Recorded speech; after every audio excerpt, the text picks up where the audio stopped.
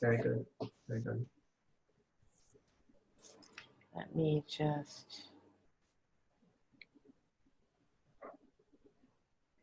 So what we'll do when we begin is I'll just introduce you very, very briefly, and then, you know, hand it over to you. Very good. Coffee. Oh, I see some familiar names. Yes, yes, yes. Some people you've met before.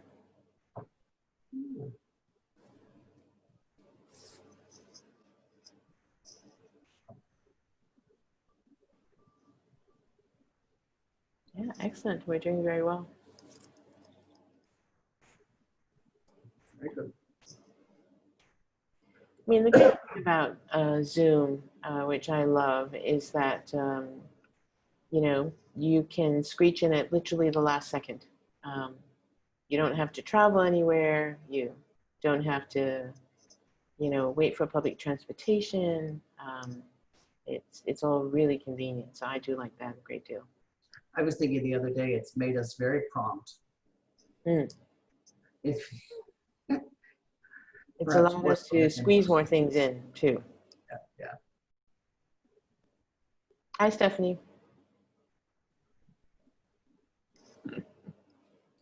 Good.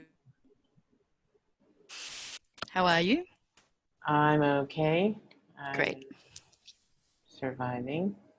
Hi, Stephanie. I'm Tony. Thanks for turning on your camera. Morning, Tony. You're welcome. It's an awful thing to have to do a talk or a class without being able to see your attendees. Right. So every now and then I will look to you for a thumbs up. Oh, there's Caroline. Hi. On that note, let me put mine on too. Very good. I've shamed everyone else, haven't I? You have. Well, I know we're all working from home these days, aren't we? Yeah. So, and Caroline has, that's the duck pond, right? Or the lily pond. That's right, yeah. So Was that, that real? That's yeah, on campus. yeah, Oh. that's in the middle of campus. Oh, beautiful. Is it the lily pond? We don't have ducks, so. No, it's the lily pond. The lily That's pond, right. okay, great. But that's an image. You're not sitting literally Correct. outside. No, that's not my back garden. We have a colleague who has a great picture of the Hong Kong U subway station, the MTR station. And she managed to catch it. This is in the early days of COVID. So it was just completely empty, which normally would be not the case at all. So it's an amazing picture. I love that. And she looks like she's sitting right in the station. Oh, It's wow. fantastic. Yeah. I was zooming with someone Background with yesterday. your Singapore background, those trees Oh, I love were that. such a sight when I first went to Yeah, Singapore. the Those- super trees. I love the Really? super trees. Yeah, I love that whole thing. So I've seen them so many times, and I just love them. I think they're fantastic. But I was actually having a conversation yesterday with someone, and her Zoom background, I realized I actually thought she was in her office because her Zoom background was her office setting, but it was virtual. So I think No, so I that's think it. folks do that so that you look more professional or something. I don't know. I think you wouldn't be able to see out of mine with the condensation at the moment because it's so humid here. I know, right? Yeah.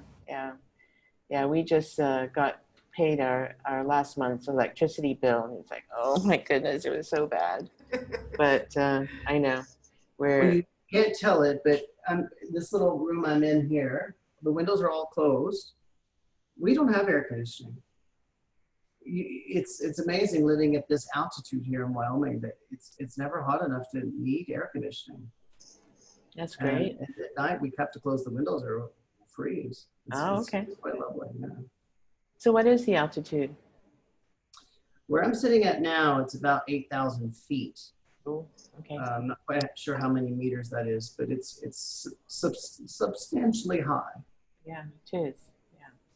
And so every time I go to sea level, I feel like Superman. Yeah. The blood just rushes into my body and I feel like I can do anything. The oxygenation of my body. So I will look to Maggie. Is this should we wait a little bit more? Should we begin? What shall we do? I think perhaps we can start now because we have quite a good audience already. Okay, terrific. So let me begin by welcoming everyone. Thank you so much for joining our seminar this morning. Our guest today, well, I'm Lynn Goodwin, Dean of the Faculty of Education, in case we haven't had a chance to meet. And I'd like to introduce you to our guest speaker today.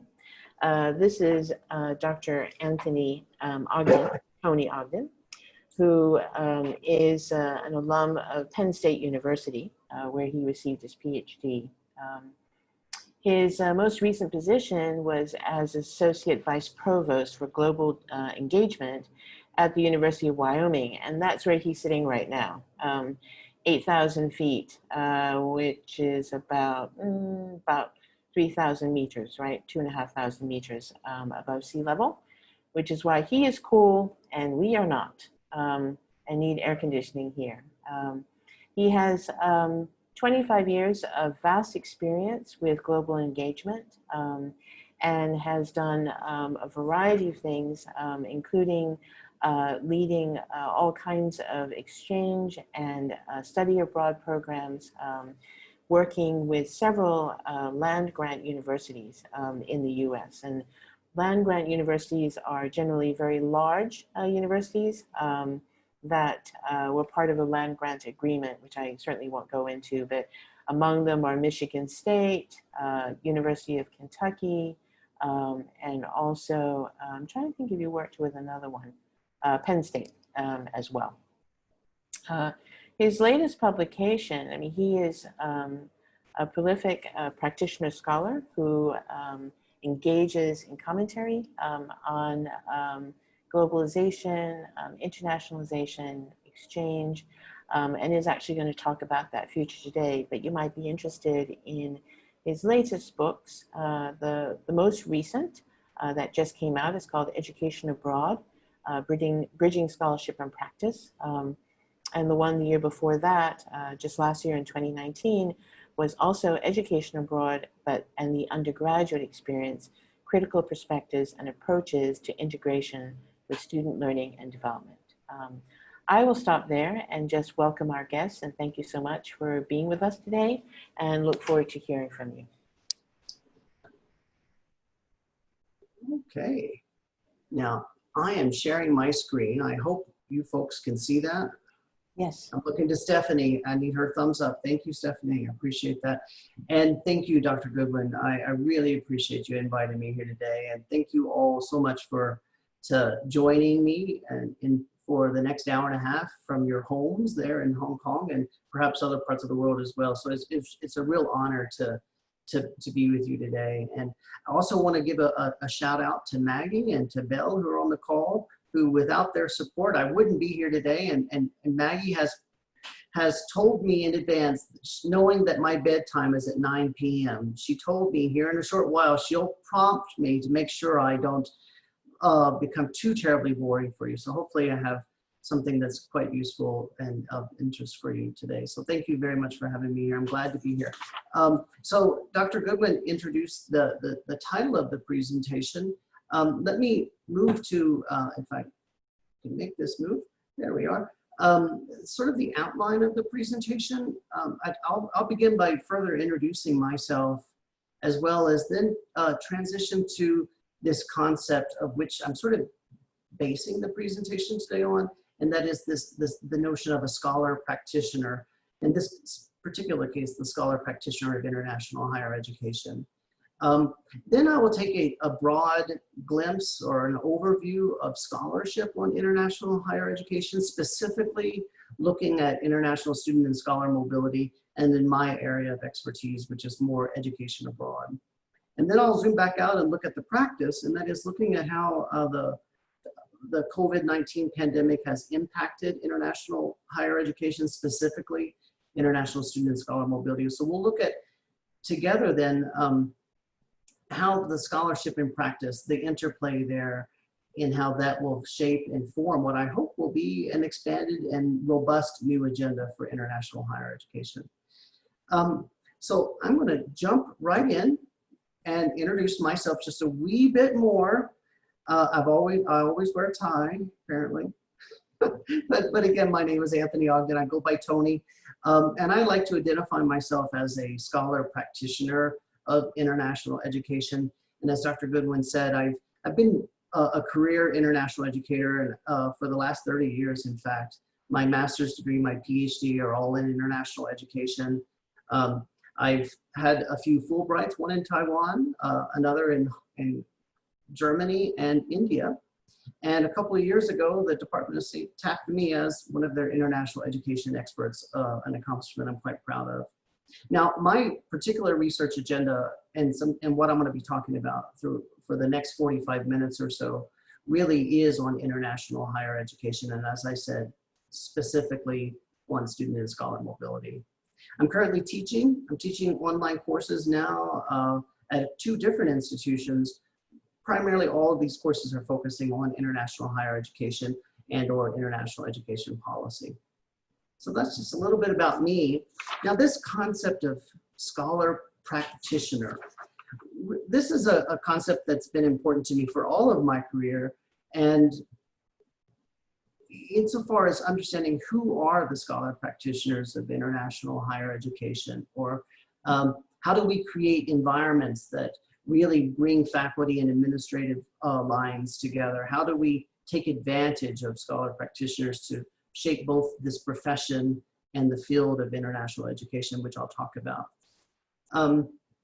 So a few years ago, I joined forces with my dear friend and colleague, Dr. Bernhard Streitweiser, to edit this book that you see here on international higher education scholar practitioners. And in this book, I sort of very simply define scholars as those who study it or study international higher education and publish in that respect. And practitioners are those who do it, or those who manage the day-to-day operations of international higher education at universities and colleges. Now, what's probably most important, and the reason I'm starting here to ground this presentation is here you see, let me see if I can get a pointer. So here you see we have an international education field, and some would argue we don't quite have a field, but that we are moving toward having a robust field of international education research. And down here we have a profession. And so in this book, I have discussed that interplay. And so if you think about it up here, in a field where scholars are doing research, we encourage international education research and scholarship. However, we want our international education research to be utilized and applied. So we encourage practitioners to utilize research and scholarship to inform practice rather than rely on casual assumptions and anecdote, so that we need to then determine the focus and direction of needed research. So therefore we encourage. So you can see that this cycle is very robust in international education. And that's what I'm going to be talking about today. And again, that is that interplay between the field and the profession. And again, I like to see myself as trying to be a bridge maker between the field and the profession. So let me start with the scholarship of international higher education. Back in 2008, Nadine Dolby, she outlined a number of what she calls distinct approaches or research approaches in international education. As you see them here on the screen, comparative and international education, internationalization in higher education, international schools, and the list goes on. My area of focus has really been in this area, internationalization in higher education. And within that, of course, as we all know, there are a number of threads or lines of inquiry. So if you look at this a different way with internationalization here, you see there are many of these lines of inquiry. For example, internationalization, you know the names. the name like Jane Knight, who has for decades now been trying to define internationalization and redefine internationalization. We see a number of scholars emerging and looking at discipline-specific internationalization. And then there's comparative, and down here, international higher education, more along the lines of Phil Bach. You might know his research, of course. And then comprehensive internationalization here in the United States, a leading scholar in that respect would be John Hudzik. My area has been here. And some other scholar names that you might know who are publishing out of North America, Hans de Wit and so forth, are really leading some interesting research in this regard. And so this is where my focus is today, this box. And within that box, of course, there are still lines of inquiry there, and mine is specifically looking at education abroad. Now, as Dr. Goodwin mentioned in the introduction, I have been researching and publishing various pieces in recent years about education abroad, including several research agenda. Now, I think Maggie sent to all of you, or I believe she did, several handouts. And one of the handouts would be a chapter, for example, from this book out of Australia, the Handbook of Research on Study Abroad Programs. And in that I lay out what I think is a pretty robust research agenda for education abroad. And in this particular book here, focusing on really short term. And what I mean by that, just to clarify for the rest of the next little bit, education abroad I'm referring to as non-degree seeking international study that one pursues as part of their degrees.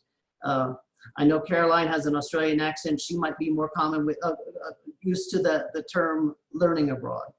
And in this most recent book, in fact, I'm so very proud to show you, I got my copy today. It came in the mail. So this is new for me. It's a new edited book. And by the way, Dr. Goodwin, one is coming to you very soon. So you can have that in your library there. But anyhow, in this book, what we've done is we've looked at the 14 of the most salient topics right now in contemporary education abroad programming around the world. And what we did is we matched together three authors for each chapter, and each author is from a different country or a different region of the world, so that we could truly have a global treatment of the literature with regard to education abroad. And this book is truly a research to practice, hence my scholar practitioner orientation, where we look and try to condense all of the research in this particular chapter topic and draw its implications for practice. So this is a little bit my orientation. So let's look under the hood just a wee bit and look at some of the patterns of research in education abroad. Now I have to be very clear that I'm sitting in the United States, and much of this is informed by my place here in U.S. higher education. And so to a large part, what I'm about to present is still very heavily U.S. centric. And so pardon me for that. Now that said, education abroad as I have defined it, if you look back in the history, really, we haven't had much research in international education until after World War II. And if you look here, only in the 1970s, we really only had 189 published studies that we knew of. Now, of course, that all changed in recent decades when in the 1990s, the two journals were launched. One is the Frontiers, or the Interdisciplinary Journal for Study Abroad, and the European-based Journal of Studies in International Education. And these were launched, and that really provided a greater venue for the dissemination of research that's specific to education abroad, or more generally to international education. Then here in the US in the 2000s, the Forum on Education Abroad released a guide to outcomes assessment. And this was a particularly important development in education abroad research because it really set the stage in the orientation of research, mostly directed at student learning outcomes. And now since then, the research has greatly became much more sophisticated, much more complex.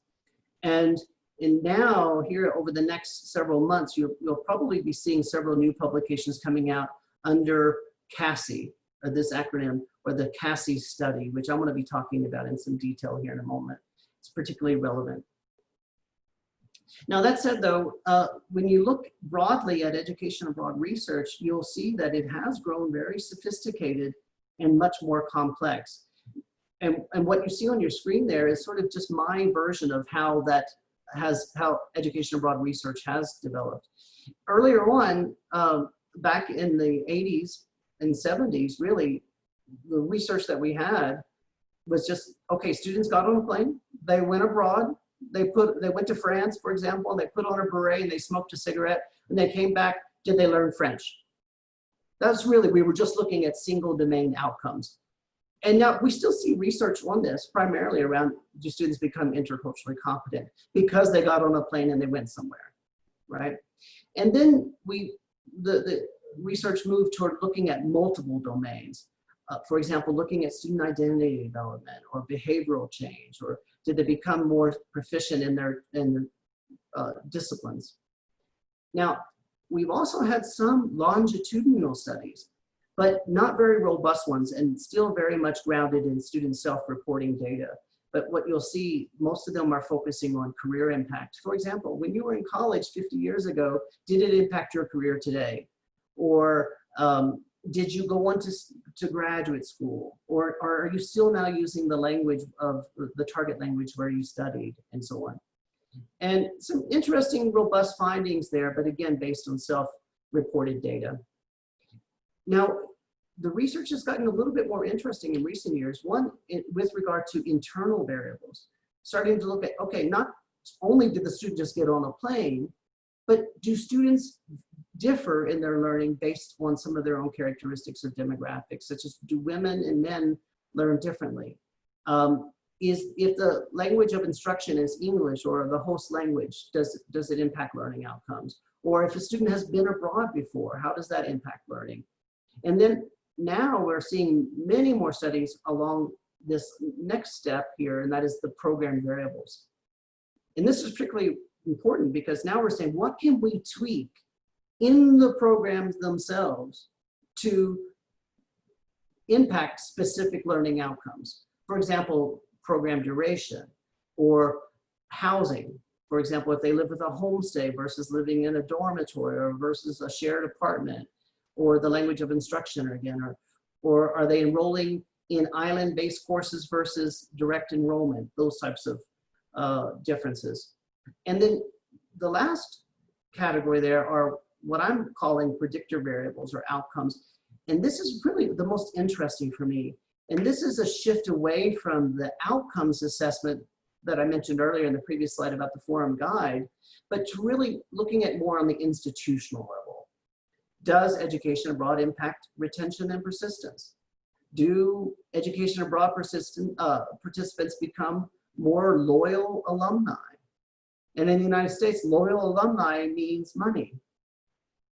Do education abroad students get better starting salaries? Do those starting salaries stay or persist over 5 years and so on? So we're looking at a lot of more institutional outcomes.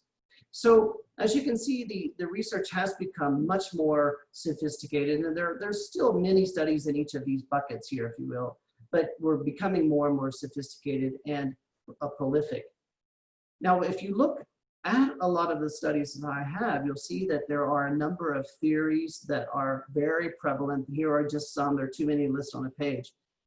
But for example, this one here by Milton Bennett, that DMIS is a huge, a very popular theory you'll see that guides a lot of research in education abroad, as well as Mesereau's transformative learning theory. In the last 10 years, George Koo's high impact educational practice model research has really impacted a lot of education abroad. And I'm going to talk more about George Koo here in a minute. And then in the same way, you'll see a number of scales. I don't know, I'm going to omit this person. Can you see that? Okay. Very good. So we also have a number of scales that have been informing in education abroad research. Again, there are far too many, but these are some of the most common ones that I've been seeing being utilized. In fact, I've actually published several scales myself, including a global citizenship scale. It's used it's used a lot, but I think it's used a lot because it's free. And it probably isn't the scale that they should be using. A lot of the studies I've seen that use it is more the scale of most convenience rather than the scale that really should be used. But nonetheless, there are a number of scales that are quite common in the research. Also common in the research are considerable, I think, shortcomings, methodological problems that we see quite often in education research. In this case, it's very common in education abroad, and that is self-selection issues. We don't randomly assign who participates, for example. We don't see too many, or haven't really seen over in the history of much experimentally oriented research where we're assigning students to control groups and so forth. We haven't had much generalizable research. Mostly it's very small samples, qualitative research, institution-specific research. At least in this country, we don't really have any large data sets. We don't have any data banks, if you will. We have IIE's open doors, but it's not a queryable thing, and it's just essentially an enrollment database. So what we find is a lot of research is looking to literally fish around in some large data sets that we have to see if we can find trends and patterns. A little problematic. We also don't have consistent terminology. I was one of the authors of a glossary for education abroad a few years ago, but it really hasn't been utilized. So we don't really have operationalization of terminology or consistent use of terminology. And then as again, I said sample size. So in spite of the complexity and the increasing complexity, we are still seeing huge issues with education abroad research. But that said, I think it's changing. And I'll talk a little bit more about that. Let me now just shift quickly to research trends. And there are many. Now, because we don't have a lot of time here, and I'm just really going over some highlights, I'm going to speak just specifically to short term. Now, at least in the United States, most of our students who are studying abroad, as you know, the junior year abroad doesn't exist anymore. And there for a long time in the 90s, we had more semester abroad, but most of our students now, 68% in fact, are studying abroad in programs less than 8 weeks.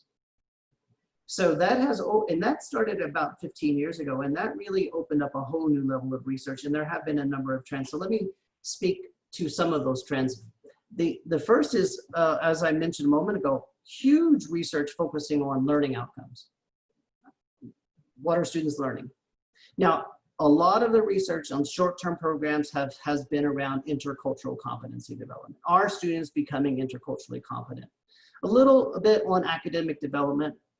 I think what's interesting here is that there has been some research recently focusing on what we call the boomerang effect.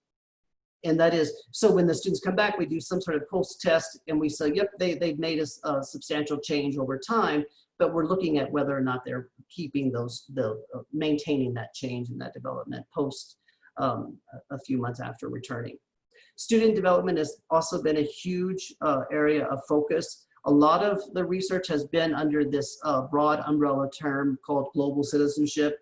But if you look under that, there are a whole host of studies focusing on, let me read this, identity development, attitude and behavioral change, open-mindedness, world-mindedness, intellectual development, personal growth, meaning-making, self-efficacy, and the list goes on and on. They really want to see, are students developing and how so? Another trend area is around programming and development. And this is really looking at how, as I mentioned a moment ago, the program components. How does housing impact, for example, academic learning, or how does experiential learning impact student success? Now, there have been a number of variations of education abroad that have risen over the past couple of decades. And so not surprisingly, we're seeing research now on international internships, global service learning, undergraduate research, and the list goes on. Same thing with student characteristics. We're seeing a lot of research that just specifically looks at issues such as gender, race, ethnicity, whether or not a student has financial need. A little less so on other topics such as sexual orientation or religion, or even international students who participate in education abroad as part of their international degree. Another area has been student choice and decision making. Really, what factors? Of course, this has been a focus broadly of education, so it's not surprising that we're looking at student choice and education abroad, and in the factors that influence decision making, both in their selection of programs, but also in their behavior and attitudes while they're abroad and upon return. Some interesting stuff happening there. And then discipline-specific study as well. This to me is an area that is of particular interest because oftentimes discipline-specific researches are published in discipline-specific journals, which often escapes the attention of international educators. And so when I have looked closely at that area of research, you'll see much in the areas of agriculture, business, engineering, nursing, political science, social work, and teacher education. And then finally, institutional strategy, what I mentioned earlier about how does short-term programming impact, say, job placement rates, alumni loyalty, but also looking at how, within this category of 8 weeks or less, one of the biggest areas of growth are what we refer to here in the US as faculty-directed programming. You have some of those too, where a faculty member will take a group of students abroad, usually a group of, say, a dozen students abroad for a short period of time. So there is research looking at how are the faculty members themselves impacted by this opportunity abroad for a while. And do they come back and further internationalize their curriculum on the home campus, things like that. Now, on the flip side, there are still a lot of gaps in the research, important gaps. Now, as I just mentioned, within this category of short-term programming, much of the students are participating on these faculty-directed cohort-based programs, but we're not seeing much research on cohorts and how cohort development impacts students' willingness and ability to engage in the local culture, step outside of the hotels or the itinerant program to be able to engage. We're not really seeing how the efficacy of when a faculty member actually uses the cohort for some sort of primary research or intercultural engagement.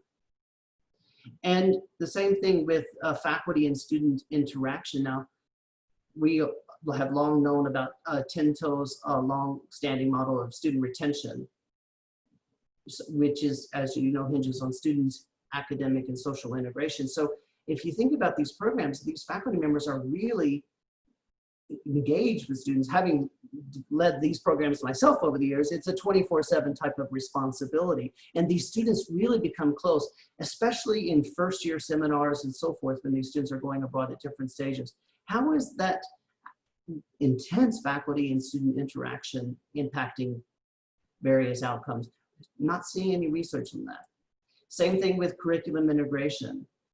This concept in the United States of where we integrate education abroad programming in the degree plans of undergraduate students in particular, by saying, okay, when you reach this juncture, we want you to take this level of coursework at this institution abroad, but we're not seeing any, even though every university is now doing it, we're not seeing any research of whether or not it's working or not. And if so, how is it working?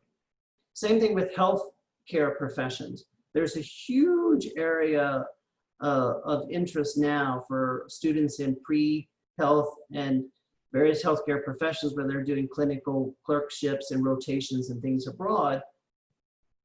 Does that help them to become more proficient in working in under-resourced environments? Do they stay is there less attrition over time in the industry and so forth? We really are not seeing any of this. We see a lot of books about it, but not about any of the outcomes or research on it.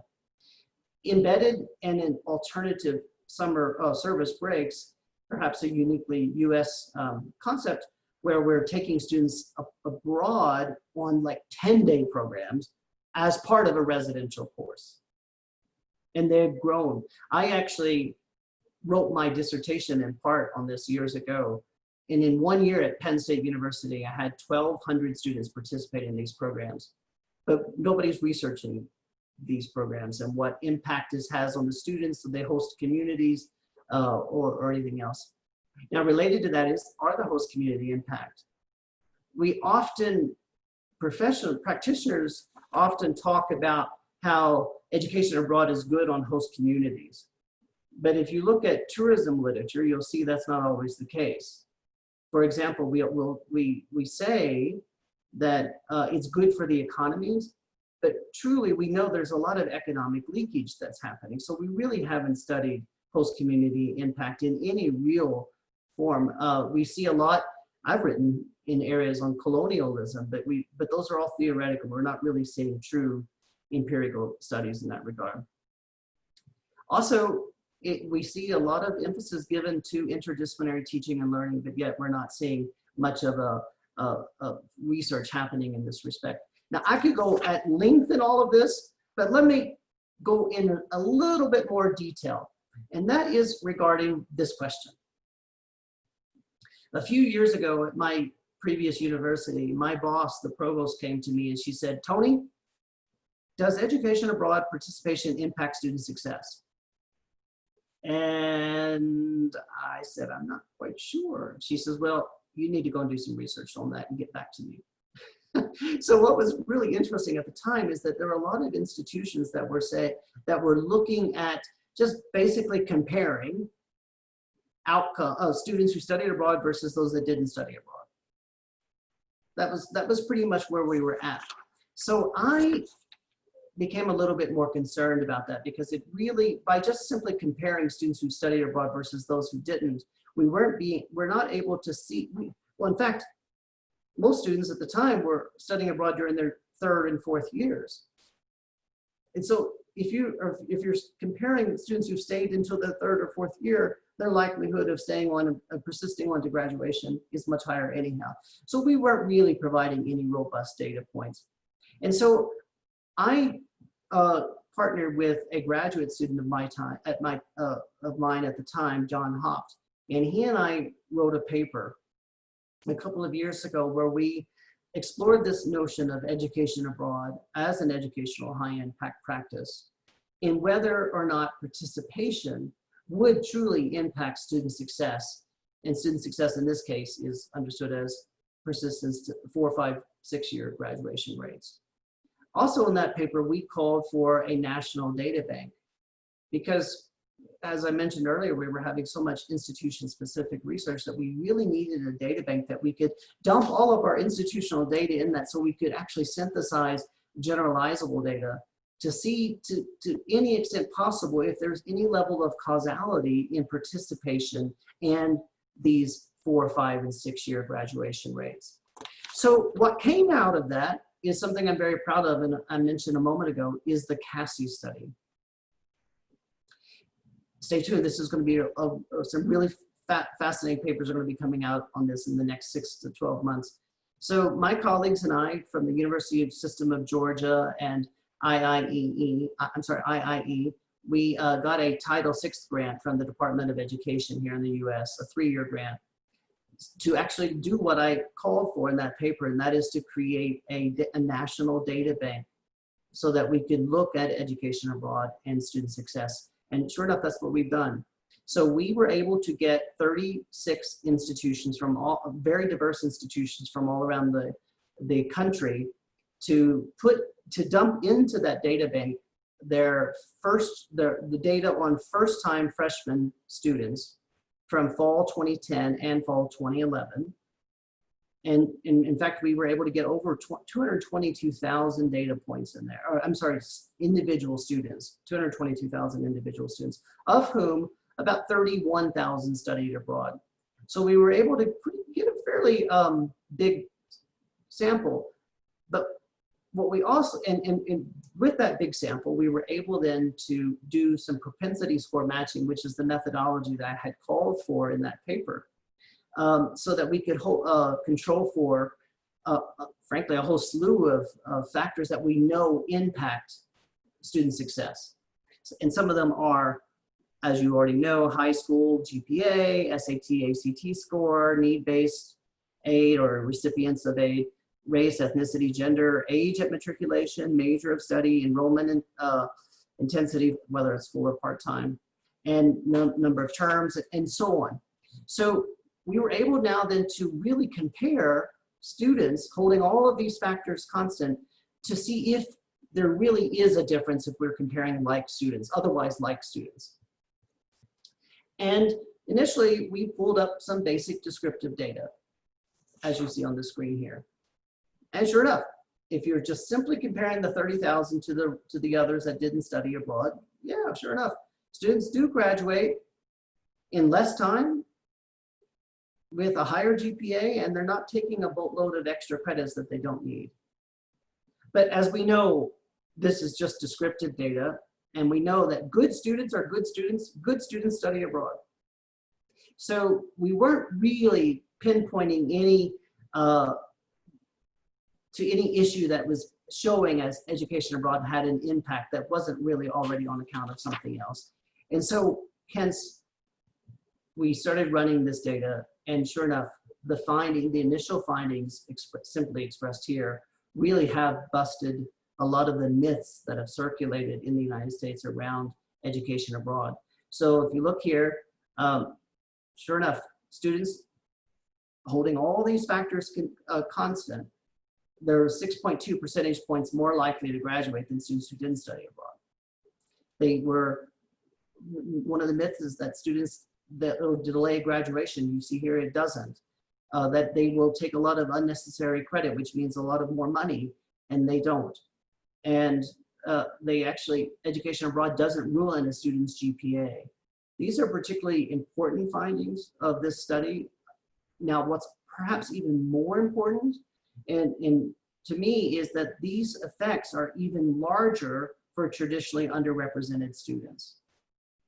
For example, first generation students, the difference is 11.4 percentage points for first generation students. And as a first generation college student, this is particularly important to me to see that. And so I'm actually writing the paper on that particular topic about first generation participation in education abroad.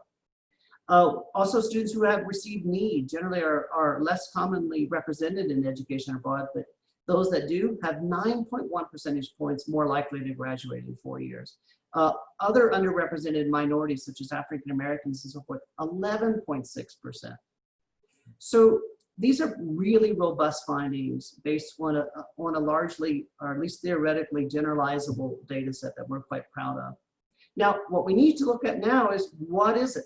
What is actually leading to these changes? What is happening in education abroad? And so that's our next phase of this study, of looking at the qualitative research to get into this.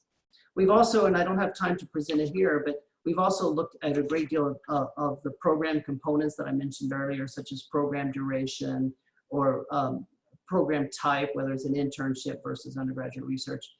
And this type of data is particularly important for universities that are especially right now, whether or not determining if education abroad is a high impact practice, and if it does not just support student learning, but to support overall institutional outcomes.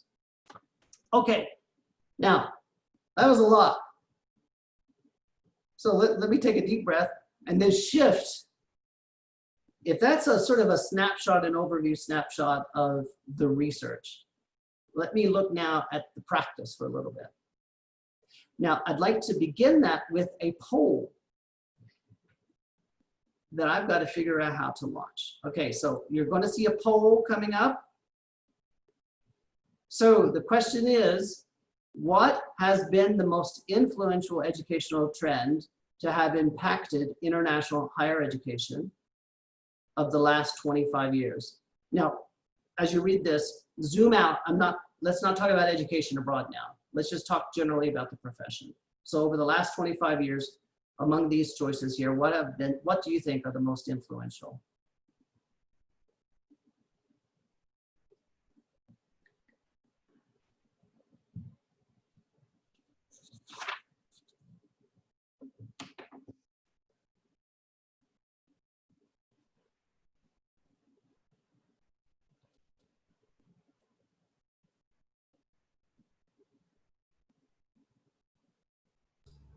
That's a tricky one.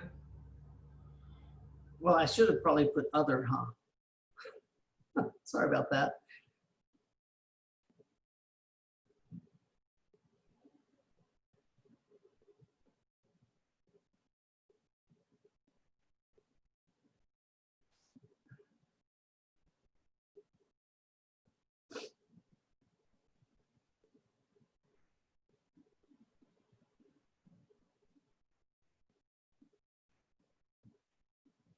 Okay, looks like the majority of you have weighed in. And the truth is, they're all important. They were all, they're all have been very influential. If I end polling, hopefully I can demonstrate this to you, but show you rising middle class populations, 53% of you said that. Increasing number of globally mobile students is important to you, and commercialization of international higher ed. So I've ended the poll. Oh, here I can share it. Can you see that? Thank you, Stephanie. So rising middle class and commercialism. So let's talk a little bit about these trends. Sure enough, international education has, there have been a number of these influential factors. Over the last 25 years, we're seeing rising middle class numbers from all around the world, especially in places like India and China that have the money and the parental and family support to be able to support international mobility. There we are. And then of course, there's also been just a sheer growth in total numbers of students. In fact, if you look here, according to some UNESCO data, not surprising here, of course, is you see the number of internationally mobile students has grown pretty dramatically over the last 25 years. Now, I suspect that in a few years from now, when we look at this data, it won't be as large of a growth number, but nonetheless, this is where we've been up in for the last 6 months until the last, well, this data set here. I looked a little closely at Hong Kong, especially, and you know, in Hong Kong, you've hosted in the last reporting year, according to UNESCO, almost about 38,000 students. International students into your programs there. And I think that's a pretty substantial number given that the capacity to host international students is relatively a new thing comparatively to others and other national systems. Now, 83% of those students are from mainland China. Now, on the flip side, of course, most of your students, when they are studying abroad for degrees, at least, we're seeing most of them are going to the UK, not terribly surprising, followed by Australia. Not enough students are studying in the United States. Probably, maybe that'll change. And then I also looked at some data from the US side as well. And sure enough, the number of American students studying in Hong Kong, again, most of them are on short programs, is less than about 1,800 students. Not huge, but growing over the last reporting year. So then there's also has been increasing competition for students. It used to be that students considered themselves, certainly students from various parts of Asia, would only go to the top 5 Anglophone countries, but now we're seeing huge competition from within those 5 countries and other countries as well, especially from Australia and New Zealand and Canada, and in other countries in Europe, such as France and Germany, are really creating national systems for recruitment, and hence a great deal of competition. We've also seen in the last 25 years huge developments in technology, not only in the delivery of international higher education, but also in how we're able to communicate with students. Cross-border education delivery, we've seen huge emphasis on branch campuses, for example. Not always successful, but we've seen a lot of institutions try to establish. Just in March, I was in Malaysia. I think, honestly, you can't throw a stone without hitting an Australian campus in Kuala Lumpur. So many there. And then, as well, is more and more institutions around the world have expressed prioritization of graduating students who are not only proficient in the international nuances of their disciplines, but have the global competency knowledge to be able to work effectively after graduation and throughout the rest of their lives. Also, we're seeing more, especially since the Bologna Agreement, we're seeing more and more institutions delivering courses taught in English. So if English was your chosen language, you now no longer need to study in an Anglophone country in order to take courses taught in English, as you know. And then, of course, many of you chose commercialism of international education. This has been really interesting to see this, and it's still very prevalent today, and that is the number of for-profit tech firms and other organizations coming in and commercializing international education. It's been quite fascinating, and it's also been quite essential in some respects. So a lot to think about there. Okay, let's have a little bit more fun. Let's do another poll.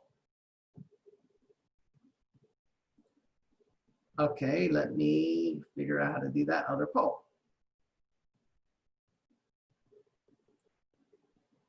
Okay. Oh, there we go.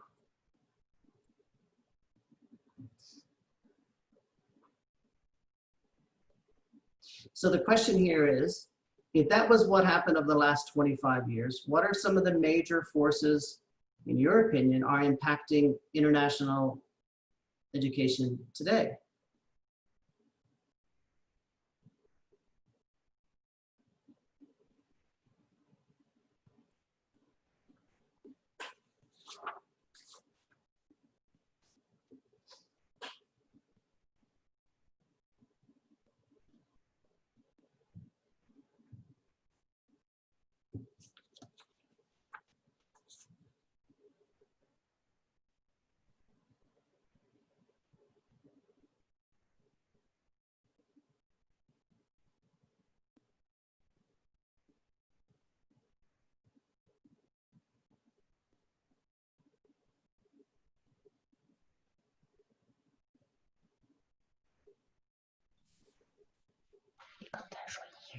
Okay, maybe another few seconds. Sorry, I'm going so fast. Maggie told me she would mute me if I went over much longer. Okay, let me share the poll results with you. And it seems like the majority, 73% of you have said this push to achieve world-class status is a major driving force today. Not surprising, it has been, and around the world, in fact. So let me stop that, and let's talk about that briefly. So yes, indeed, international rankings are huge. Every year they come out, whether you're looking at the Shanghai rankings or QS or Times Higher Ed. And by the way, congratulations to your faculty, who's always in the top, and it's very, very impressive indeed. But we know, of course, that many students are looking at the ranking of institutions and their parents in particular, but not just the students, but also faculty members when they're considering roles abroad and so forth. Also, we're seeing a huge shift today in the value proposition. In the United States in particular, there's been a huge shift of understanding higher education and international education as a public good versus a private good. I'm sure these are conversations you're having as well. We're also seeing a number of countries issuing policies on international education that really have established sophisticated metrics. You see that a lot from Australia, New Zealand. I was just recently invited to give a talk in Slovenia, and Slovenia had probably the best international education policy I've ever read. It was incredible. And then they told me nobody pays attention to it, so I was sad to hear that. In the United States, we don't have an international education policy.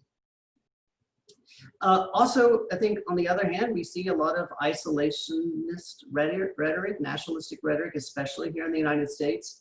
And in fact, in just the past couple of weeks, we've seen a lot of this rhetoric impact openness and willingness to consider international education. In Europe, the concept of internationalization at home has been around for a while, and it really is driving a lot of initiatives and decisions being made there. Here back in the United States, diversity, access, and inclusion is particularly important and has been important, but we're really looking to make sure that international education isn't just for the privileged elite students.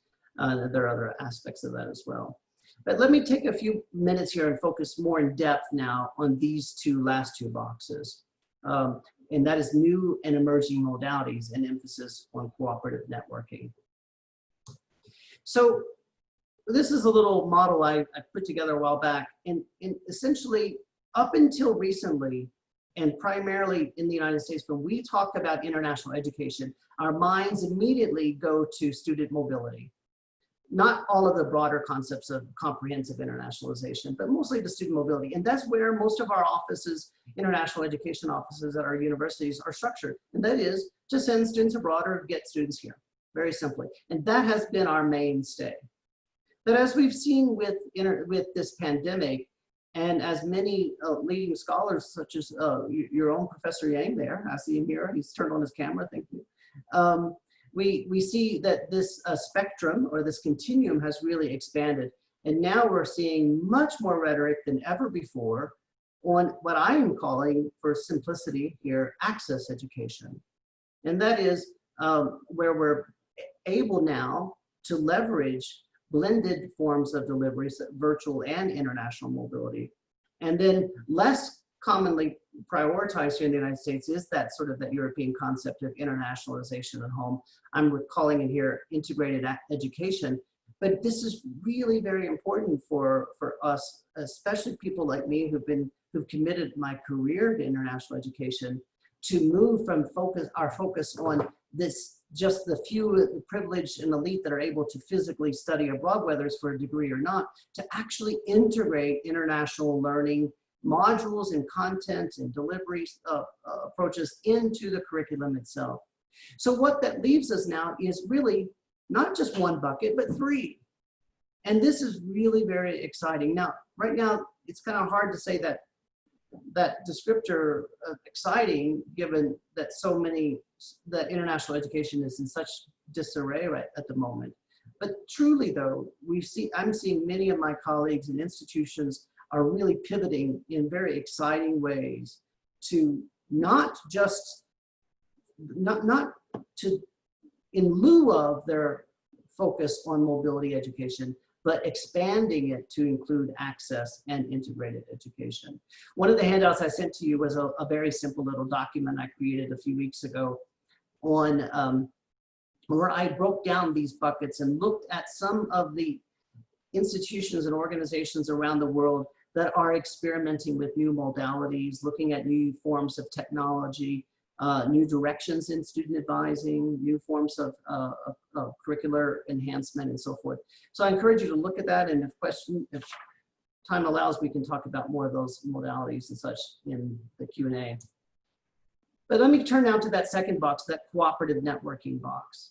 And this is similarly very, very important right now, and that is understanding our international education strategy. Now, most of our institutions have some strategy of some sort. Now, this is a simplistic model that I've created here, where I very simply focus on regions, themes, and partnerships. Now, when you think about regions, the question is, I was looking at a 2004 report by University Grants Committee there, talking about Hong Kong as a regional hub and a powerhouse there in the Pearl River Delta. That's very important, but as a faculty, as a university, what regions of the world are particularly important to you? What themes should guide your engagement in the world? Where can you, as a faculty, contribute to helping to solve some of the world's key challenges and problems? Access to education particularly is salient at the moment. And what areas of the world might actually you be able to draw inspiration from in solving problems there in Hong Kong? And then the third is partnerships. Who should you be working with? Now, of course, in Hong Kong, many of your partnerships would be focused naturally on mainland China, but in the rest of the world, are you looking at just elite partnerships, or what types of partnerships should the institution, should the college be focused on? And I think that's very, very important, because now because of this pandemic and we're looking at this acceleration, this cooperative networking has taken on great new meaning, really exciting things. And so when we used to think of partnerships and linkages, we thought for years about student mobility. Let's set up an exchange program, or even sometimes a multilateral exchange program. We thought often of research collaborations, and I was looking with admiration your partnership there at the Shenzhen Institute of Research and Innovation and the Zhejiang Institute of Research and Innovation, for example. And we also looked a lot at associations collaborations. For example, as you know, HKU is a member of Universitas 21 and the Asia Pacific Rim universities and so on.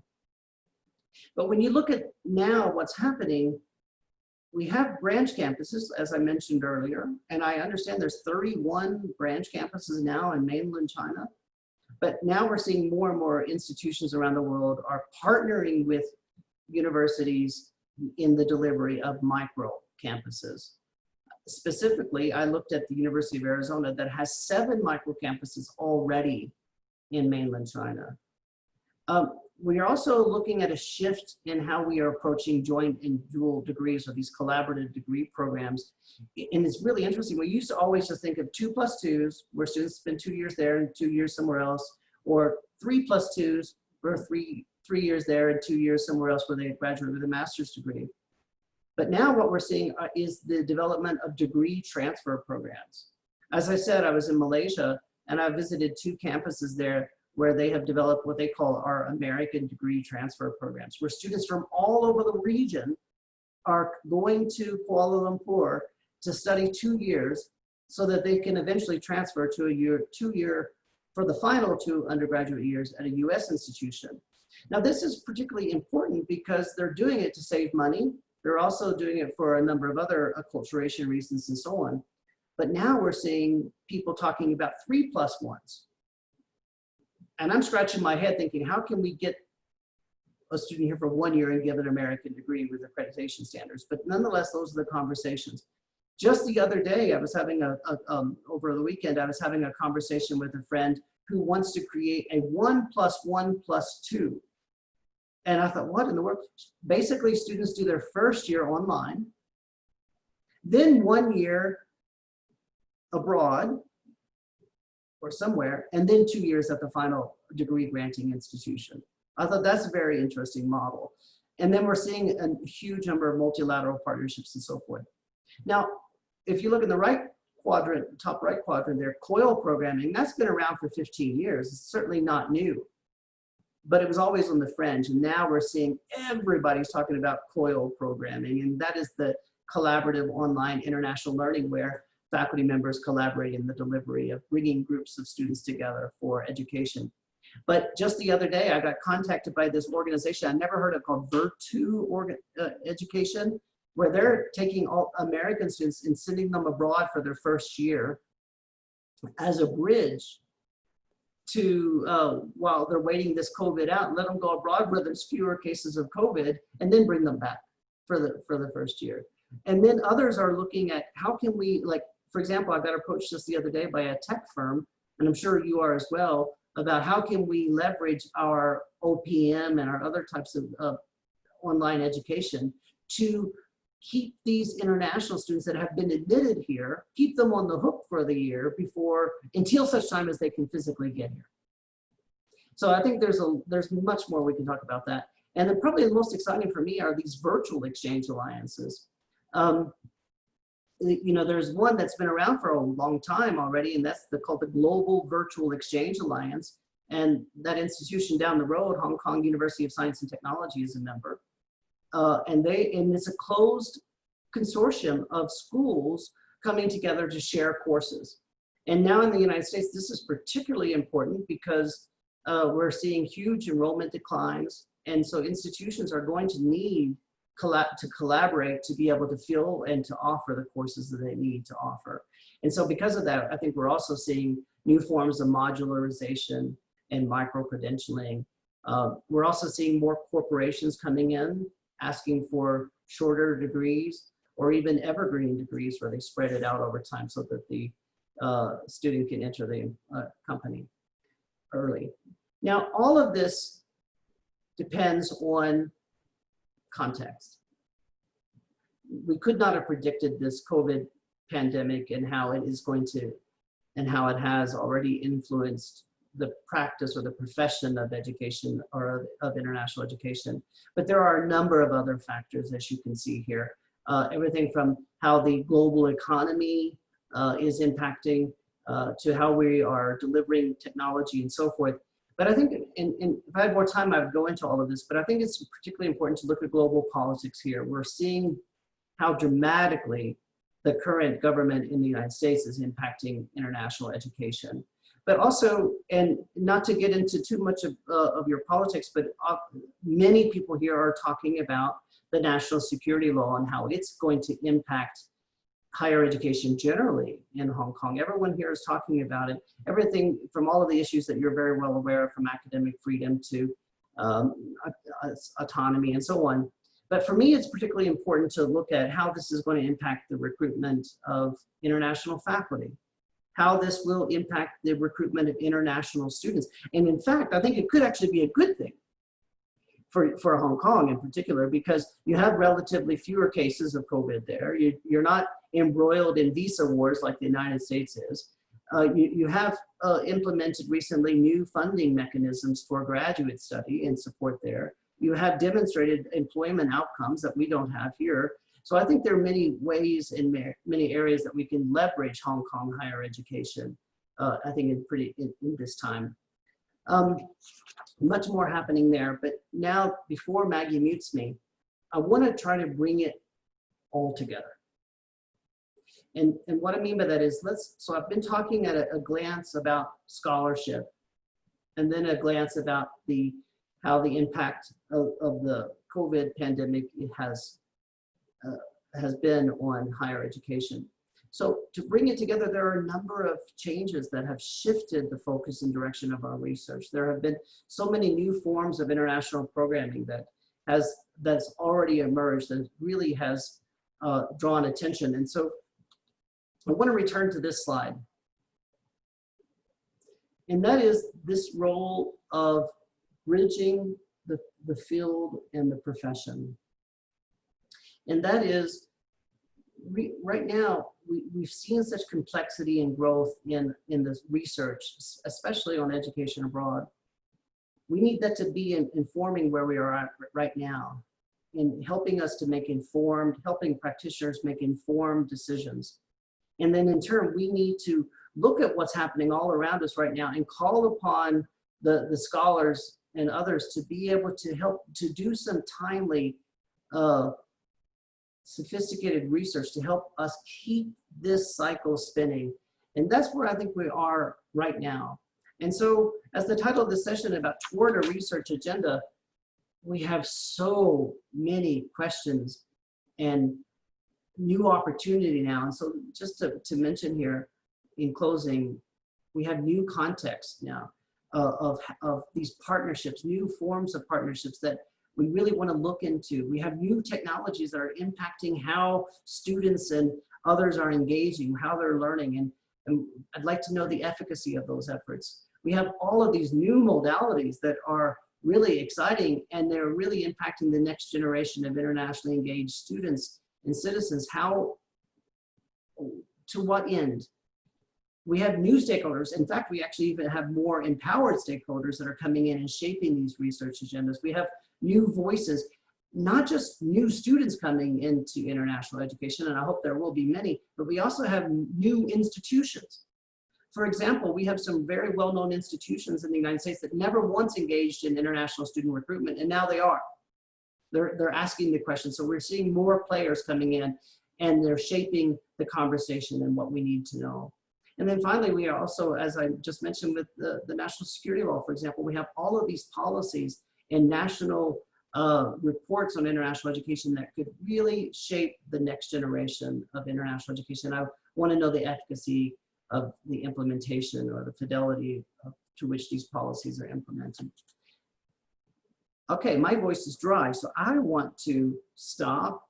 And I ran over about a good solid 7 minutes, but I really do want to stop now and have a little bit of discussion if we can. And I know Maggie has agreed to facilitate that discussion. And as those questions are coming in, let me just say as well, is I know I covered a lot of territory tonight in such a very short time. And that said, you have some of the handouts and you'll have this PowerPoint presentation as well.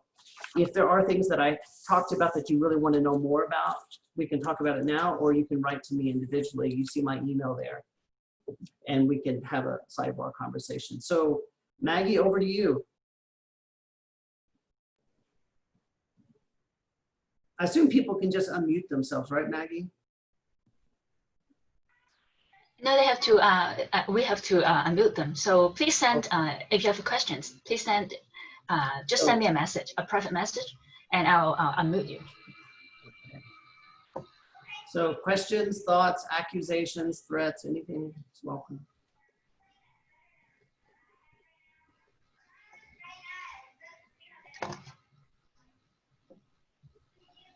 Okay, somebody here, Ruben has a question. Can you unmute Ruben? I suppose I can. Hello. Yes. Can you hear me? Yes. First of all, thank you so much for your talk. It has been really illustrating.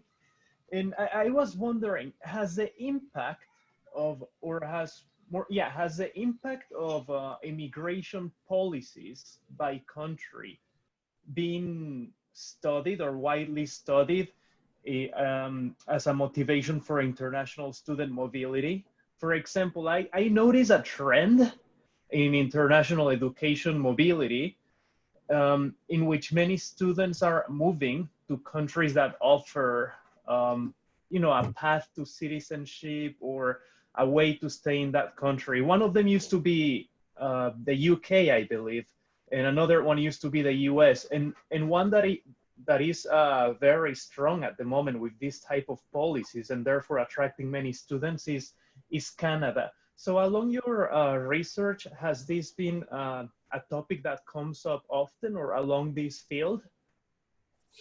Well, Ruben, thank you so much for your question. And yes, this is a substantial conversation, especially right now. Much in the research area, generally we sort of couch this as an example or an issue within conversations when we talk about push and pull factors, generally what pushes a person abroad or what pulls them to a particular country. Now, specifically though, well, just to give you an example, just the other day I was in conversation with a very prominent international educator in India, and he was telling me, he said, Tony, look, Indian students don't want to study in the United States anymore. He said they want to have careers post-graduation, and the United States is threatening what we call OPT, where they're able to work after graduation for a limited period of time, 2 to 3 years. And now we're sort of challenging that. Meanwhile, you have countries like Canada who are creating very favorable study to work opportunities. And then probably the most interesting one that I've seen that we don't hear enough about is New Zealand, where they've seen huge urban migration and depopulation in rural communities in New Zealand, and are bringing the world's best and brightest international students through with immigration policy to the country so that they might bring new knowledge and skills to these more regional locations. So I think there are countries that are using immigration policy to impact, deliberately to not only just to bring students, but to in some ways keep them there. Whereas the United States, that would be heresy. So I think there are some very different conversations happening around the world right now. I think, unfortunately, the United States is closing its borders to post-work opportunities for students. So yeah, very good question. A very huge and robust area of discussion right now. Thank you so much.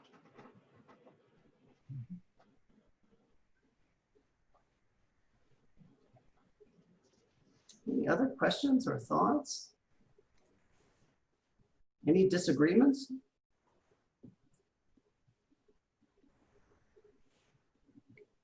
You don't even have to voice your question. You can just type it in and I'll read it for you if you prefer. That's the nice thing about Zoom, isn't it?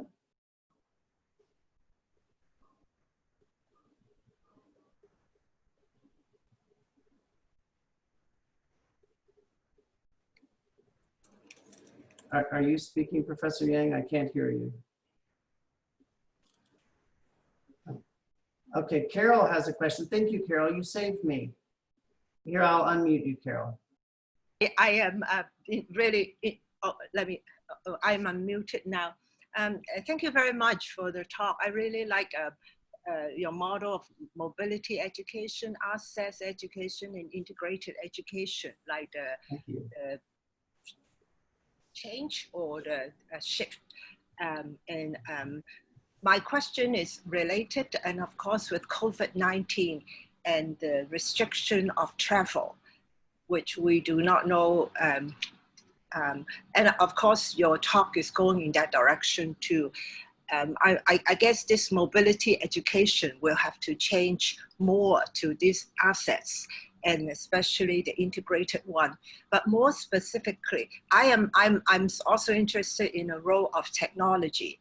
And so I'm just wondering how, what would it be like with this COVID-19 epidemic? And so students might not be traveling. It's not just a one form of mobile. So what about the kind of online collaboration, or what you mentioned? And of course, the very difficult one on really putting international education integrated into a higher education program. Anyway, let me make my question simpler. In light of the COVID-19 epidemic and restriction of mobility, travel, so we would see a new form of international education, particularly using more of online and technology. So I'm just wondering, maybe you can elaborate more on that for international collaboration and partnership. Thank you, Carol, for that question. I think it's a very timely question. A couple decades ago, and back in the 1990s, I was at Penn State University when the question came up about short-term summer programs. Now, keep in mind, that was a huge controversial time when we were questioning whether or not we should allow students to study abroad in the summer on these short programs, 2-month programs, right? And there was so many people that said, no, this won't work. What I noticed what was happening then is that most organizations were basically taking a semester-length program and compressing it into 6 to 8 weeks. We have a phrase where I'm from, and we call it putting lipstick on a pig. And if you know the phrase, you can put lipstick on a pig, but it's still a pig. And what the profession quickly learned was that you can't just compress a program. You have to go back and redesign it with intention, using principles of integrated program design to really develop a program that 6 weeks would be an achievable period of time to reach whatever intentional outcomes are specified. Fast forward to today, I think we're in the same conversation. Many people are saying, oh, well, because you can't go abroad, then you can do this. And so what they're doing are setting up, for example, virtual internship programs. Now, if you look at many of these companies and institutions that are running virtual internship programs, you only need to click twice before you realize they've just taken their regular in-country program and repackaged it for a virtual delivery. Lipstick on a pig. Okay. But now I think what's going to happen is we really need to forget or let go this idea that we're going to get back to normal. We need to embrace the fact that we now have an opportunity to truly do this, truly exercise these 3 buckets and look at developing intentional program that provides greater access and that is integrated and tied closely to the curriculum, that is built by and through the faculty. There are some moments of excitement for me in this respect. The other day I met with a major education abroad company, and I grilled them on their virtual education abroad, their virtual internship program. Now, nobody's having many students on these programs right now, even though they say they are, but they don't. But those that are doing it, what they're finding is that these students are statistically different than students that would have done their normal or their residential internship program, that they're different students. That we can actually do what I'm trying to say here, and that is leverage these programs to reach a broader diversity and breadth of student. Now, what we want to make sure is that we do create access, but what we don't want to do is to create a system of haves and have-nots. So if you're wealthy and white, essentially, then you can do an international internship. But if you're not wealthy or somehow otherwise not able to take advantage of that, you can do the second best thing. I think that's a mistake. Summer programs weren't the second best thing. Once they were redesigned for intentional outcomes, they were as valuable as and important for a student in their learning objectives as any other program. And so I think it's very important that we look at the technology. Of course, we're going to live and learn it a little bit here, but I think we want to leverage technology to expand educational access to the extent that we can. And we need to do that all the way from K through 16. Yeah, I agree. I really think it's not just, it's exactly like our online teaching. It's not like you just put your lecture and now you do it online. This is a way, an opportunity that you really make some important and valuable thing work in new form and new mode. Though challenging, I have to say. Well, I didn't say it's easy. Yeah. It'll be hard, especially for some of us Luddites out there that are struggling with access and learning how to do this. But I'm teaching a course right now, as I said, online course. I have 13 PhD students, 9 different countries represented. It's fascinating. It's fascinating for me. I'm learning. I can't say I'm good at it, but I'm learning, and I thoroughly have enjoyed it. Yeah. Thank you. Thank you. Thank you. Other thoughts, questions? Yes, sir. I'll unmute. Tony, that was very impressive. You're very professional. You look very handsome. I understand you don't have much time to illustrate, many details. For example, you mentioned the impressive growth of student population, international student population. But if you look at the overall student population, you don't get the real picture, the whole story. If you look at students, for example, what kind of student, what kind of things they are studying, and Australia has a huge, I think Australia is very different from America. In Australia, very few students are studying for higher degrees. And New Zealand's situation is similar to Australia, but even worse. So what I want to, another thing, I don't want to, you mentioned the competition within nations, but the competition within education system, higher education system is also becoming more and more intense. In Australia, the GO8, group of 8, and overwhelmingly in the UK, international students, particularly Chinese students, concentrate in the Russell group. And so leave that alone. I just want to ask you for some comments. One thing is you relatively focus much less on the international collaboration, internationalization of research, for example. When you talk about internationalization of higher education, you focus much less on research. But research, within research, we can certainly say if you have international collaboration, your research would be better and more influential, the impact. So we really want, the university, really want to enhance this part. I really want to hear more comments from you. Another thing is Hong Kong U, on one hand, share the international, the global picture. On the other hand, quite different. For example, we are one of the few universities in the world with half nearly academic staff coming from other parts of the world. We have many different people from different parts of the world. I think as human resources, these people are underused, I think.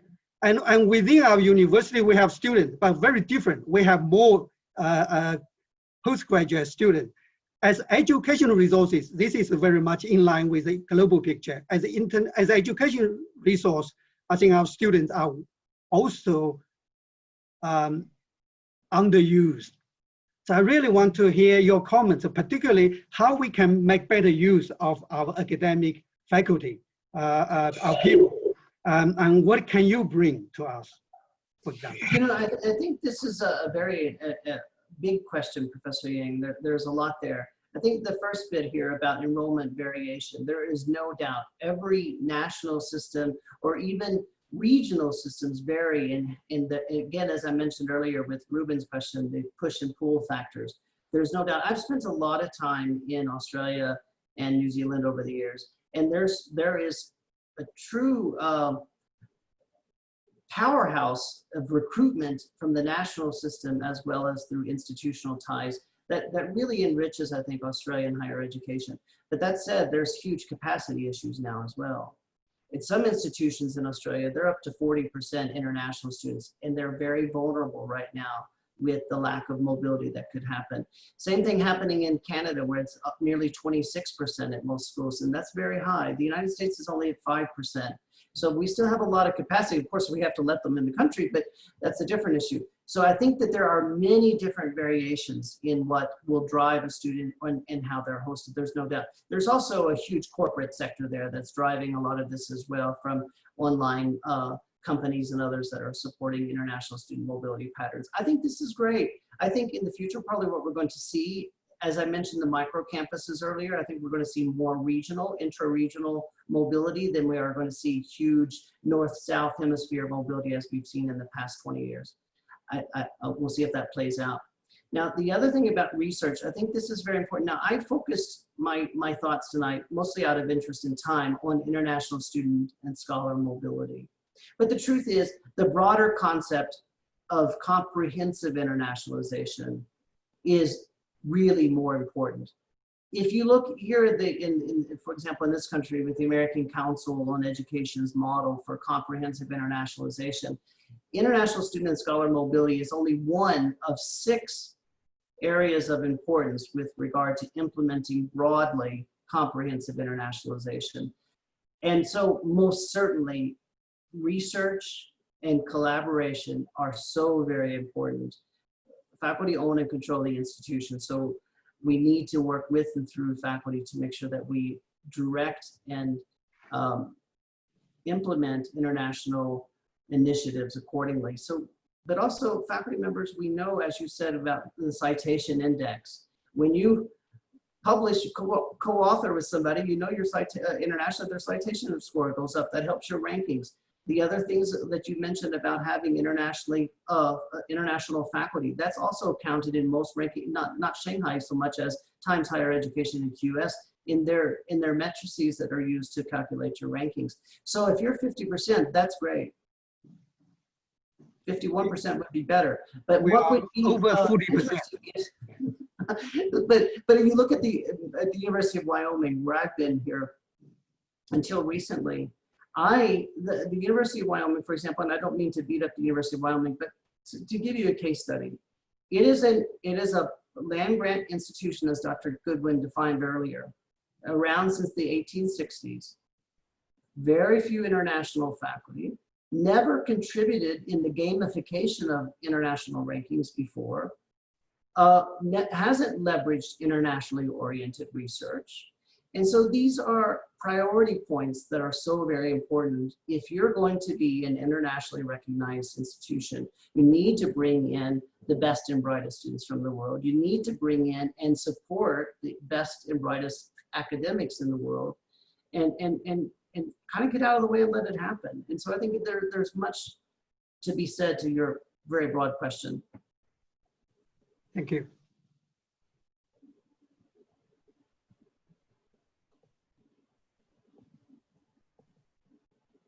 We're almost out of time. We have 3 minutes. Are there any pressing accusations that you'd like to share?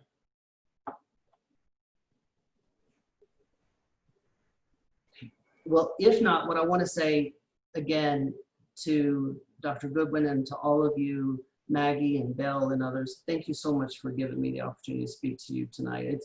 I have to tell you, I love this kind of presentation. I love to be able to talk about this.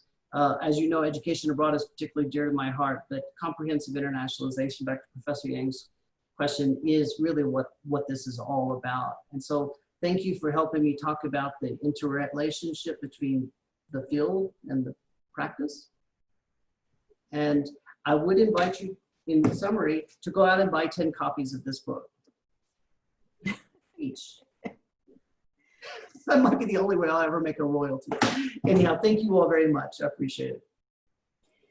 Thank you so much for spending time with us. There are lots of thanks being received in the chat boxes. I think that you've given us a lot to sort of ruminate on and think about. As Caroline said, much food for thought. So thank you for providing so many materials ahead of time. And thank you also for inviting folks to communicate with you if they have further questions. Certainly, I'm sure that once folks have had a chance to let things sink in, that you'll be receiving some connections. So thank you everyone for being here today. Appreciate your time. And Tony, of course, appreciate your time more than anyone. Thanks so much. Thank you all very much. Have a good day. Bedtime for me. Thank you, Bedtime for Maggie. you. Thank you. Have a good evening. Good night. Good night. Bye, everyone.